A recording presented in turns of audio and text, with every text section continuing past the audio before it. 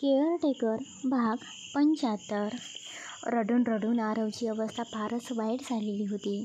त्याचे डोळे सुजलेले, श्वास विस्कळीत. त्याचं असं हलाखीचं रूप पाहून मीरा अगदी शांतपणे त्याच्या डोक्यावरून हात फिरवत त्याला झोपवलं.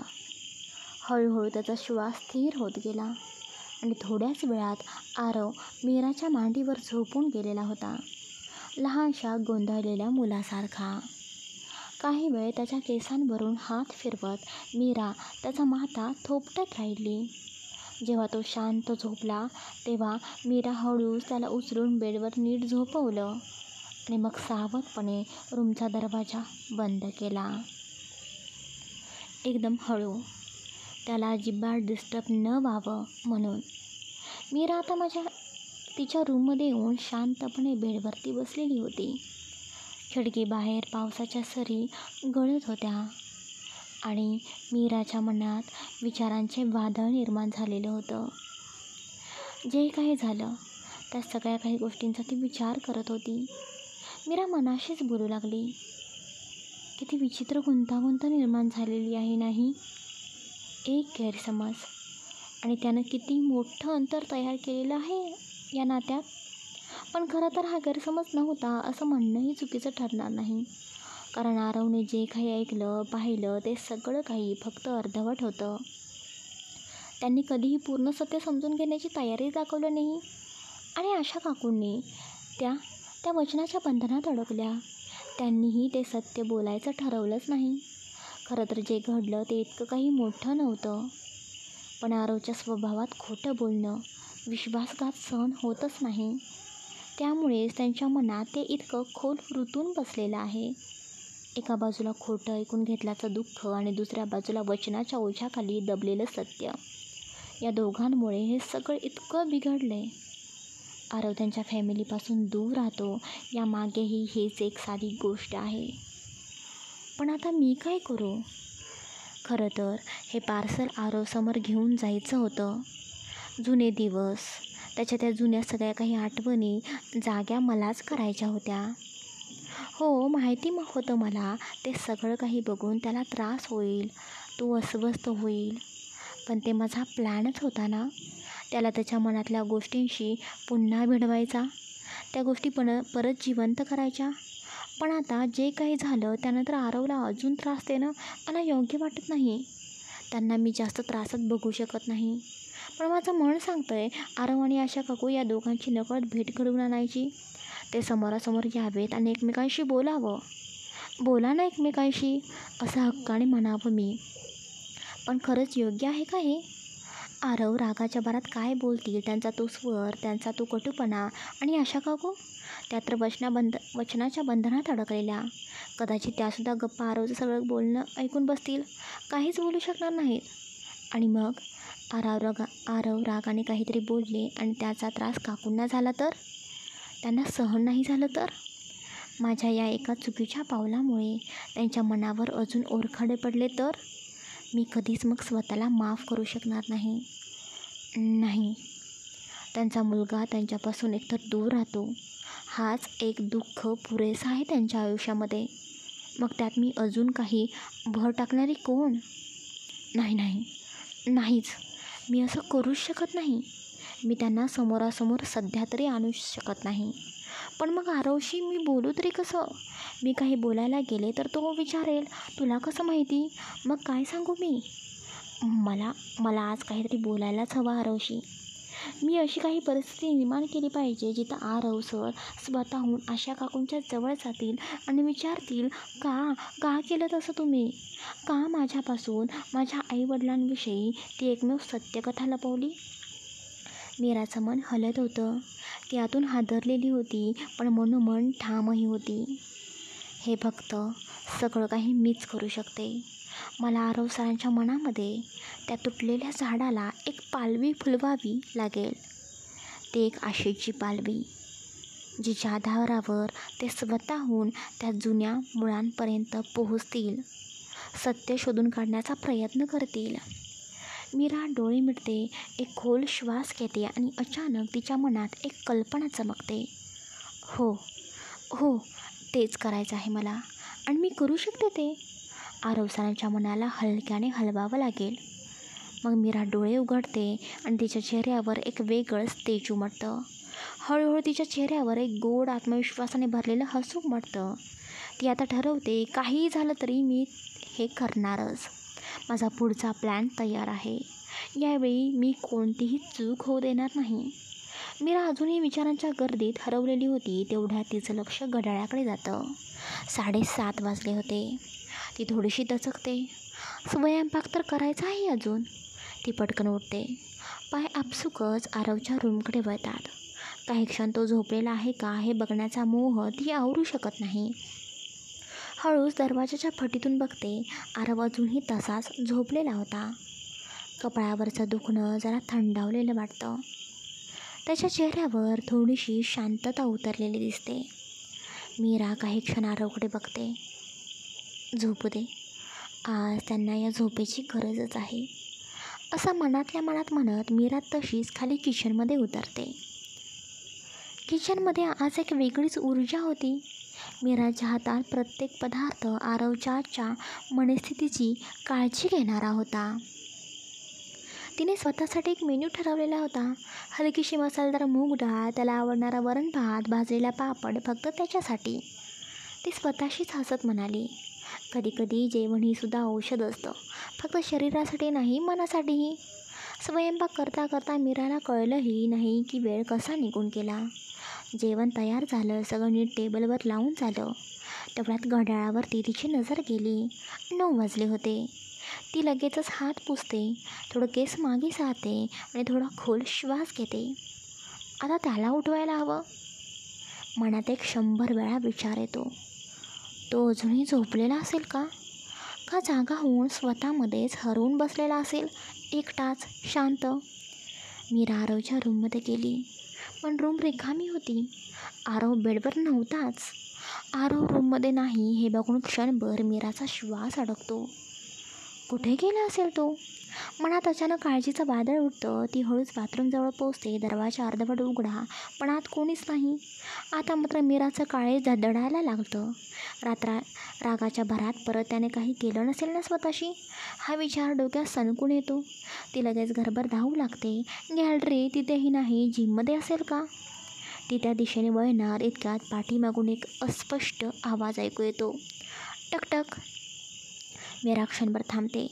त्या शांत रात्री तो आवाज स्पष्ट ऐकू येतो. तो आवाज मीराच्या रूम शेजारच्या त्या कायम बंद असणाऱ्या रूमकडून येतो. तीच रूम जी आल्यापासून मीराने कधी उघडलेली नव्हती. जिचं दार रमेश काकांनी तिला उघडायला कधी मनाई केली होती. ती हळूच त्या रूमकडे जाते.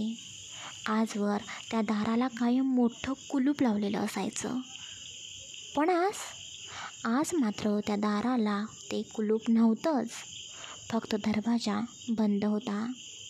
हे सगळं काही बघून मीराचं मन आता उलतं पालतं होऊ लागतं. काय आहे या रूममध्ये? ती दरवाजा हलकासा ढकलते, पण तो आतून बंद होता. मीराचं काळीज अधिकच धडधडायला लागतं. ती आता आवाजाला एकदम जवळून ऐकते. एक खोल दमलेल्या श्वासाचा आवाज, काहीतरी हलकी हलकी हालचाल. आरव आहे का आत? काय करत असेल तो? मीरा मनाशीच विचार करते. आजवर ती कधीच या रूमजवळ आली नव्हती, पण आज मात्र त्या अज्ञात दरवाजाच्या मागे काहीतरी मोठं, खोल आणि वेदनादायक लपलेलं आहे हे तिला स्पष्ट जाणवत होतं. आता तो आत नक्की काय करत असेल? त्या खोलीत असं काय आहे जे त्याने आजवर जगापासून लपवून ठेवलं आहे? मीरा मनातल्या मनात अस्वस्थ होत होती. दरवाजा उघडत नव्हता आणि आवाज थांबला होता. ती अजूनही त्या बंद दरवाजासमोर उभीच होती. एक काळजी मिश्रित धक्का होता. तेवढ्या तिचं लक्ष त्या रूमला लागून असलेल्या एका जुन्या खिडकीकडे जातं. खिडकीतून काहीतरी दिसेल का? ती हळूहळू त्या खिडकीकडे जाते. खिडकी बंद होती, पण एका बाजूला एक बारीकशी फट होती, ज्यामुळे आत डोकावण्या इतकी जागा मात्र होती. मीरा हळूच तिथे झुकून पाहू लागली. आतला अंधार तिच्या डोळ्यांना आधी काही दिसू देत नव्हता, पण काही क्षणांनी तिचं लक्ष आतल्या कोपऱ्यात जातं. तिथे एक मृदूसा प्रकाश झळकत होता. आरव कोपऱ्यात जमिनीवरती बसलेला होता. त्याचं डोकं झुकलेलं, काहीतरी हातात धरलेलं, बहुधा एखादा फोटो किंवा काही आठवण. पण त्याच्या आसपासचं दृश्य ते मात्र मीराच्या काळजाला हलवून गेलं. त्या खोलीच्या प्रत्येक भिंतीवर फोटो लावलेले होते. सुरुवातीला ती हलकंसं ओळखण्याचा प्रयत्न करते. हे हे आरवचेच फोटो आहेत का? तेव्हा तिचं लक्ष जातं. आरव आणि आशा काकू एकत्र त्या सगळ्या काही फोटोमध्ये तिला दिसत होते. हसणारे, काहीतरी साजरं करत असलेले, गार्डनमध्ये खेळणारे.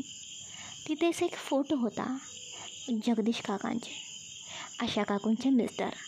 तेही एका कौटुंबिक फोटोमध्ये आरवला मिठी मारताना होते. मीराच्या डोळ्यात हे सगळं काही बघून आश्चर्य आणि व्याकुळतेचा संगम होता. हे सगळं कधीच बघितलं नव्हतं मी.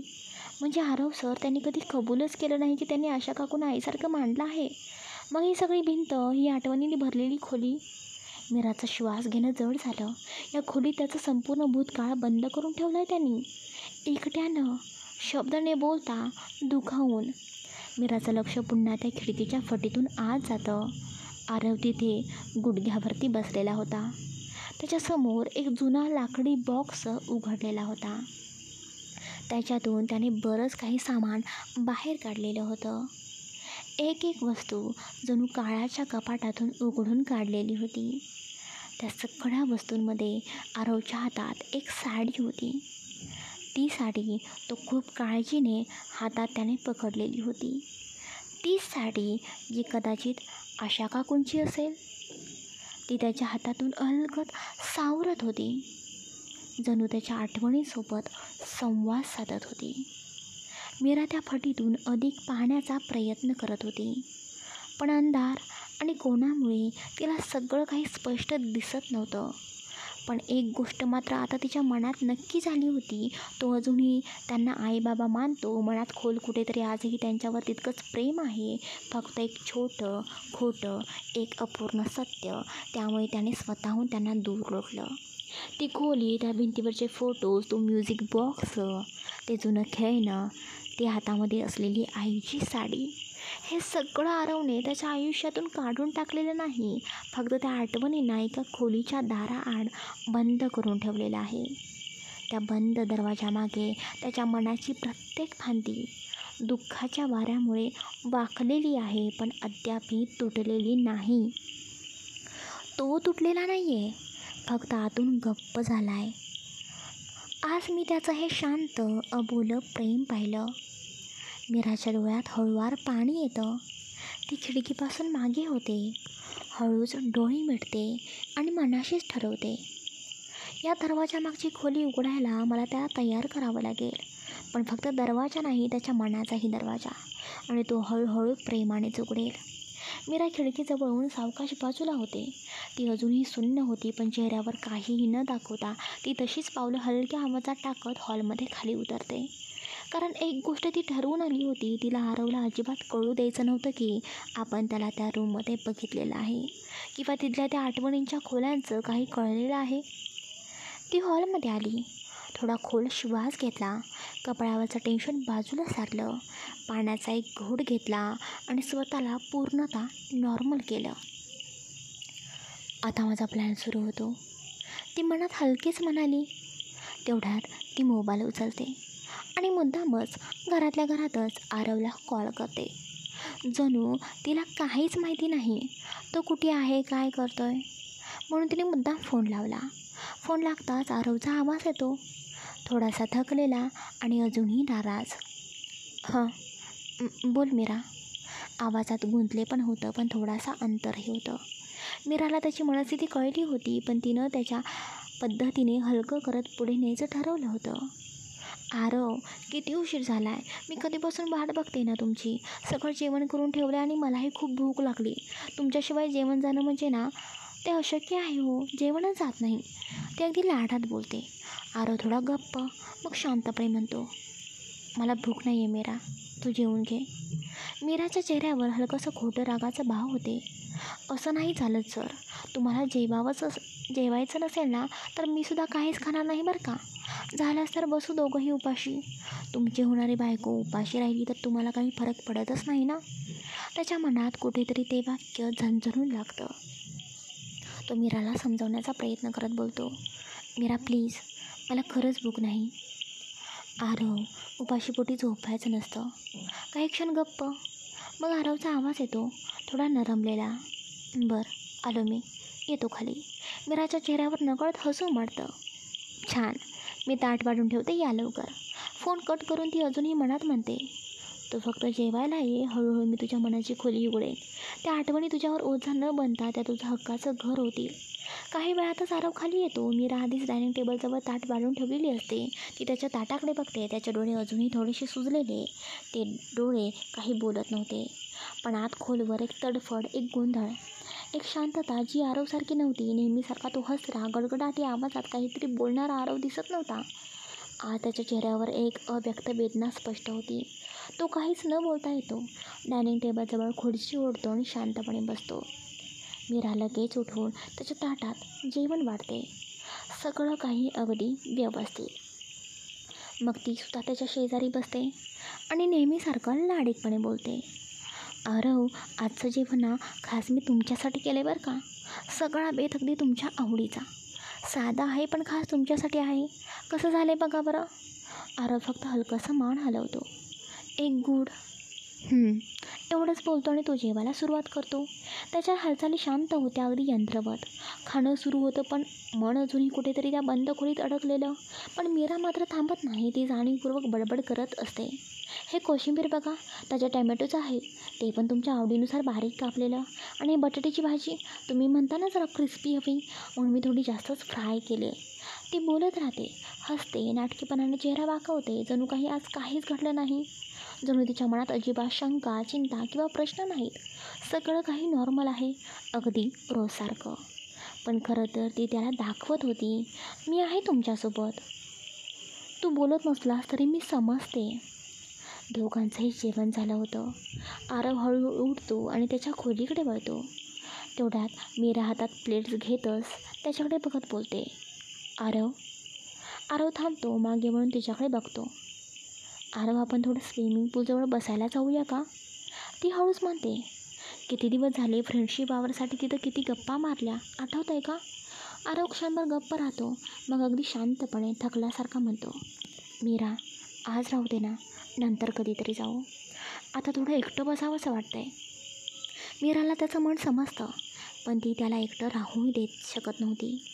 ती थोडं गोड हट्ट करत म्हणते, प्लीज ना आरव, आज संडे आहे ना, उद्यापासून तुम्ही पुन्हा परत बिझी होणार, तुमचं काम परत सुरू होणार. मग म्हणलं वेळ नाही. तुम्हीच म्हणाला होता ना वेळ द्यायचा मीराला, मग आज का झालं. आज का नाही तुम्ही मला वेळ देणार. ती अगदी लहानशा मुलीसारखी त्याच्याकडे बघते. मीराचे बोलणे ऐकून आरवसुद्धा तिच्या डोळ्यामध्ये बघतो. त्या डोळ्यात समजूतदारपणा, काळजी आणि न कळत झरतोय तसं प्रेम त्याला जाणवत होतं. तो मीराच्या डोळ्यात काही क्षण बघतो, थोडा विचार करतो आणि बोलतो, ठीक आहे, चालेल. तो हळूच म्हणतो, ये. मीरा मनातच हसते, पण बाहेरून केवळ आनंदाने म्हणते, मी पटकन भांडी धुवून येते, मग आपण दोघं जाऊया. आरव फक्त मान हलवतो. काही वेळातच मीरा अलगद आवरून एक छानसा शॉल अंगावर घेत स्विमिंग पूलजवळ पोचते. आरव आधीच तिथं होता, पाय थंड पाण्यात, हात मागे टेकवलेले आणि डोळे मिटलेले. तो काहीच बोलत नव्हता, पण त्याच्या मनात काही विचार सुरू होते. पाण्याच्या हलक्या लाटा आणि संध्याकाळचा थंडगार वाऱ्याचा स्पर्श त्याच्या मनात हलकंसं काहीतरी हलवत होता. मीरा त्याच्या शेजारी येऊन बसते, हळूच पाय पाण्यात सोडते आणि काहीही न बोलता त्याच्याजवळ फक्त असते. मीरा त्याच्याकडे बघत हळूच म्हणते, आरव, आता उद्यापासून तुम्ही परत जोमाने नवीन प्रोजेक्टवरती काम करणार आहात ना. ती चेहऱ्यावरती हसू ठेवून परत बोलते, मागच्या वेळीसुद्धा जसा तुमचा प्रोजेक्ट अगदी जबरदस्त सक्सेसफुल झालेला होता ना, तसंच यावेळीसुद्धा नक्की होणार. माझा विश्वास आहे तुमच्यावर आणि तुमच्या कामावर. मीराचे बोलणे ऐकून आरव हलक्या स्वरात फक्त इतकंच म्हणतो. मीरा थोडी बडबड करतच राहते, पण आरवकडून फक्त शांत प्रतिसाद मिळतो, ते फक्त काही क्षणात मीरा शांत होते. ती तिच्याकडे एकटक बघते आणि हळू आवाजात विचारते, आरव, काय झालं आहे. अजूनही तुम्ही नाराज आहात का. आरव क्षणभर तिच्याकडे बघतो, मग नजर वळवतो. काही वेळ गप्प राहतो आणि मग म्हणतो, मीरा, माझ्यामुळे तुझा मूड ऑफ व्हायला नको. आपण खरंच रूममध्ये जाऊया का. तू सुद्धा थकली असेल ना, आराम कर. मीरा त्याचं वाक्य ऐकते आणि एक नाजूक हसू तिच्या ओठांवरती उमटतं. ती थोडी पुढे सरकते त्याच्या शेजारी आणि म्हणते, आरव, मी नाही थकले. मला वाटलं आज तुमच्यासोबत छान वेळ घालवावा, म्हणूनच मी सुद्धा तुम्हाला इथे यायला सांगितलं ना, माझ्यासाठी ना. ही संध्याकाळ, ही शांतता आणि तुम्ही, हेच पुरेसं आहे बघा मला माझा थकवा दूर करण्यासाठी. आरव डोळे मिटून घराच्या दिशेने एक नजर टाकतो. त्याच्या डोळ्यात नकळत पाणी तरळतं. ते लपवण्याचा तो प्रयत्न करतो, पण मीरा ते बघते. ती हळू त्याचा हात हातात घेते.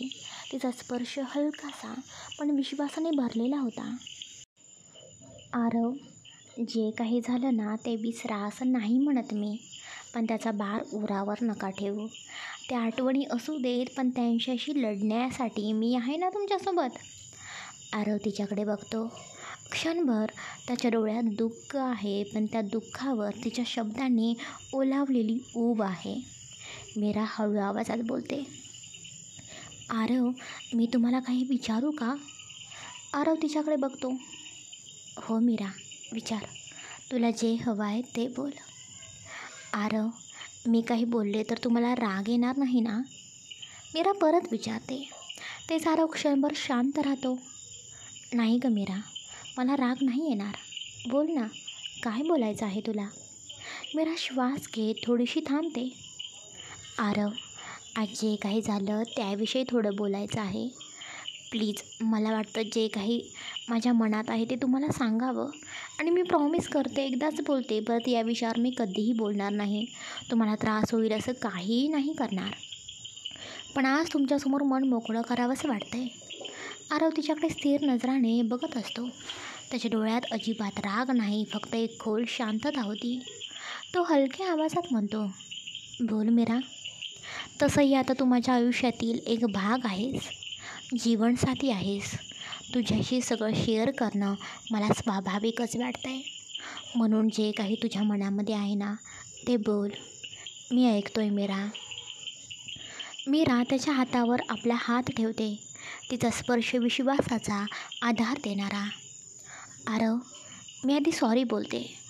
म्हणजे तुमचे जे आईबाबा आहेत असं तुम्हाला वाटायचं ते खरं तर काका आणि काकू निघाले. हे सगळं ऐकून मलाही खूप धक्का बसला आरव. पण खरं सांगू, मला सगळ्यात जास्त राग एका गोष्टीचा आला आहे. त्याने तुमच्याशी खोटं बोललं याचा.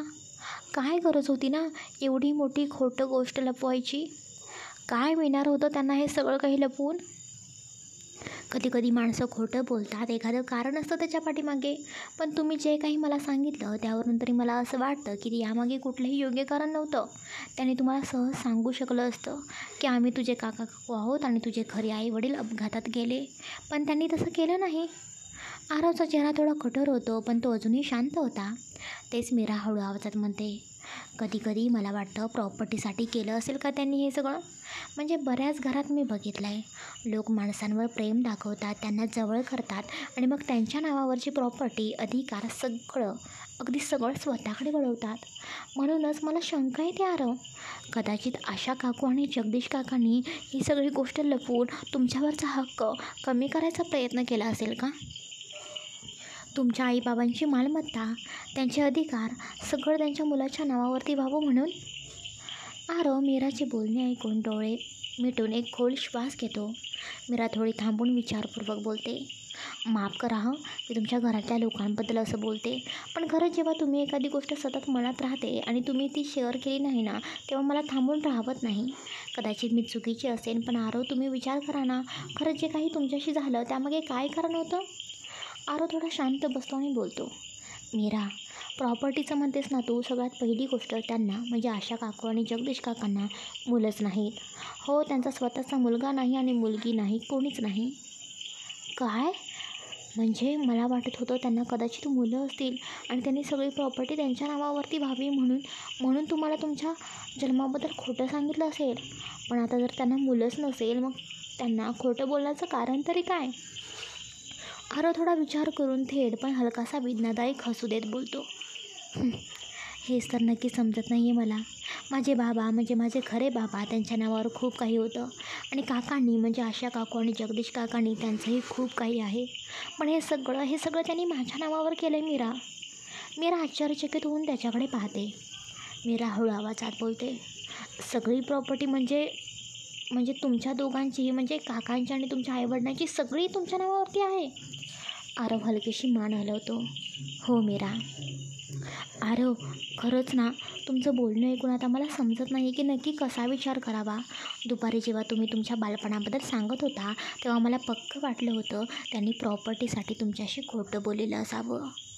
पण आता आता मात्र तुम्ही म्हणता की त्यांना स्वतःची मुलंसुद्धा नाहीत आणि तुम्हाला सगळ्या प्रॉपर्टी त्यांनी हक्कसुद्धा दिलेला आहे. म्हणजे सगळी काही इस्टेट प्रॉपर्टी तुमच्या नावावरतीच केलेली आहे. मग खरंच का केलं त्यांनी असं? खोटं बोलण्याचं कारण काय असू शकतं? आरव गप्प. चेहरा थोडा कठोर, पण डोळ्यात विचारांची गर्दी होती. आरव, तुम्ही म्हणालात की त्यांना मुलं नव्हती, पण मग त्यांनी स्वतःच्या मुलांचा विचारच केला नाही का कधी?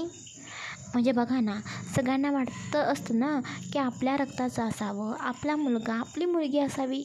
मग त्यांनी कधीच तसा विचार केला नाही का? आरव काही वेळ गप्प राहतो. ती त्याच्याकडे बघत राहते. आरव, जेव्हा तुम्ही लहान होता त्यावेळी त्यांनी असं काही तुमच्यासमोर बोललेलं नाही का? जसं की आपल्याला अजून एक बाळ हवं आहे, किंवा आरव तुला आणखीन एक भाऊ पाहिजे का, बहीण पाहिजे का, असं काही? मीराचे बोलणे ऐकून आरव एक दीर्घ श्वास घेतो. डोळे जरा आठवणींमध्ये हरवतात. आरव शांतपणे, थोडासा हलकासा हसत म्हणतो, नाही ग मीरा, असं काहीच नव्हतं. मी लहान असताना कित्येकदा म्हणायचो, मला बहीण हवी आहे. रक्षाबंधनला राखी बांधायला कोणीच नाही आहे. तेव्हा तेव्हा ते माझ्यावर रागवायचे. पण मग त्या दिवशी मात्र ते मला प्रत्येक रक्षाबंधनला अनाथ आश्रमामध्ये घेऊन जायचे. तिथे खूप मुली असायच्या. मला सगळ्या राखी बांधायच्या. मी खुश व्हायचो, पण तरीही मनात कुठेतरी वाटायचं माझीच एक स्वतःची सख्खी बहीण असती तर. मीरा त्याच्या डोळ्यात बघत राहते. आरव पुढे बोलतो, मी हट्ट करायचो, मला एक भाऊ हवा, कोणी माझ्याशी खेळायला हवं, पण ते कधीच त्यावर काही बोलले नाहीत. एकाही वेळा आपल्याला अजून एक बाळ हवं असं काही ते बोलले नाहीत. मीरा थोडे वाकून साशंक स्वरात बोलते, मग कदाचित त्यांच्या मनात तुमच्याबद्दल काही राग वगैरे होता का? म्हणजे बघा ना, स्वतःचा मुलगा माणूससुद्धा त्यांनी तुमचं काही टॉर्चर करायचं असं ठरवलं होतं का? आरव अचानक डोळे मोठे करतो. मीराचं बोलणं ऐकून त्याला थोडा रागच आलेला होता. त्याच्या आवाजात स्पष्ट झणझणीतपणा येतो आणि आरव तिच्या बोलण्यानं चिडून बोलतो, नाही ग मीरा, तू काय बोलतेस हे? टॉर्चर? आणि ते त्यांनी मला लहानाचं मोठं केलं आहे. ते माझ्याबद्दल असं का वागतील ग? मी लहान असताना कधीही त्यांनी माझ्यावरती हात अजिबात उचलला नाही. मला नेहमीच योग्य संस्कार दिले. माझ्या प्रत्येक चुका समजावून सांगितल्या. मी त्यांच्यासाठी. आरव थोडा थांबतो. बोलता बोलता नकळतपणे त्याच्या तोंडून निसटतं, मी त्यांच्या मुलासारखाच होतो. हे एकदाच मीरा हलक्याच डोळे मिटते. हसू चेहऱ्यावर नाही, पण डोळ्यात समाधान होतं. हेच तिला ऐकायचं होतं. त्याच्या मनातून खरं भाव उमटावं, तिचं उद्दिष्ट साध्य झालं होतं. मीरा जाणून बुणून त्याच्या काकांबद्दल निगेटिव्ह बोलत होती, कारण तिला ठाऊक होतं का आरव कधी ना कधी त्यांना आईबाबांसारखं मानतो हे कबूल करेल. आणि आरवच्या त्या नकळतपणे उमटलेल्या शब्दांमध्ये तीच त्याला पुन्हा स्वतःच्या भावना समजल्या. काही वेळेला असं होतं, जेव्हा एखादा माणूस खूप तणावात असतो किंवा त्याच्या आयुष्यात आतून काहीतरी गडबड चालू असते, तेव्हा आपण जरी त्याच्यासमोर योग्य बोलतो तरी त्याला ते योग्य वाटत नाही. तो समोरच्याला चुकीचं समजतो. उलट त्याच व्यक्तीचा तो राग करतो. म्हणूनच मी ठरवलं, आरवसमोर मी आशा काकू आणि जगदीश काकांबद्दल कधीच चांगलं बोलायचं नाही.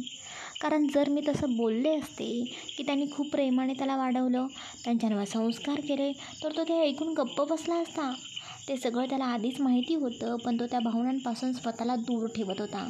म्हणून मी मुद्दाम थोडं उलट बोलले, त्याच्याबद्दल प्रश्न उपस्थित केले, शंका, संशय निर्माण करणारे मुद्दे उभे केले, जेणेकरून आरव त्या निगेटिव्ह बोलण्याच्या विरोधात स्वतःच्या मनात दडलेल्या पॉझिटिव्ह आठवणी बाहेर काढेल.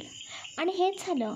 मी त्यांच्या विरोधात बोलले आणि आरवने पहिल्यांदा स्वतःहून कबूल केलं, ते माझ्यावर कधीच रागावले नाहीत, कधीच हात उचलला नाही. ते मला कायम मुलासारखं वागवत होते. बस एवढंच मला हवं होतं. त्या काळोख्या विचारांच्या मागे एक उजळलेला भाव आहे हे आरवला स्वतःहून समजावं, आणि तो त्या दिशेने चालायला लागलाय. मीरा मनाशी विचार करते आणि आरवकडे बघून बोलते. आरव, आता तुम्हीच गोंधळून जाऊ नका बरं का. तुम्ही एकीकडे म्हणता की त्यांनी तुम्हाला मुलांसारखं वाढवलं आणि दुसरीकडे ते खोटं बोलले. हे सुद्धा खरं आहे. मग यातलं एक तरी काहीतरी चुकीचं असेल ना. म्हणजे बघा ना, किंवा त्या खोट्या बोलण्यापाठीमागे काहीतरी कारण असेल. आरव शांत, नजर जमिनीवरती होती. तेच मीरा पुढे बोलते. तुम्ही कधी विचार केला का आरव, त्यांनी खोटं का बोललं? माझं मत काय माहिती आहे का? मला वाटतं ते खोटं बोलणं तेही काही स्वार्थासाठी केलं असावं. मीराचं बोलणं ऐकून आरव एकदम नकारार्थी सुरात डोळ्यात ठाम भाव आणत बोलतो. नाही मीरा, स्वार्थासाठी त्यानं असं काही केलं नाही गं.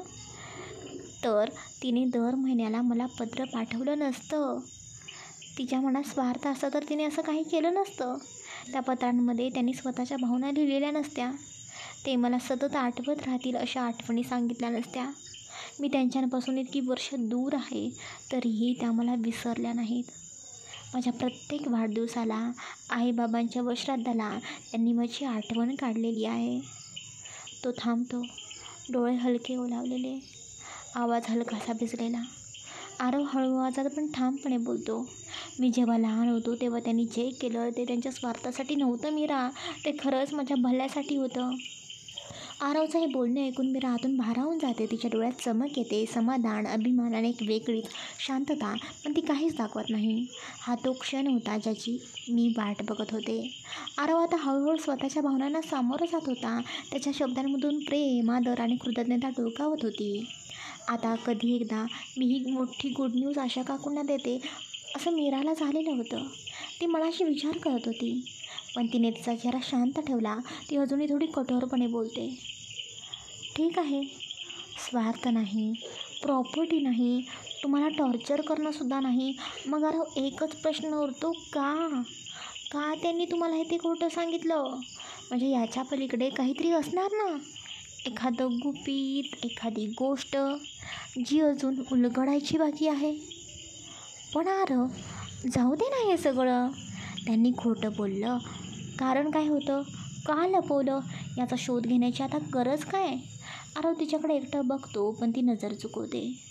एवढी वर्ष झाली तुम्ही त्यांच्यापासून दूर राहिला. तुमच्या आयुष्यात त्यांच्यामुळे काही अडलेलं नाही. मग पुन्हा का उकरायचं ते सगळं? माझं तर म्हणणं एवढंच आहे बघा, या गोष्टीच्या मागे धावलं तर परत तुम्हाला त्याचा त्रास होईल.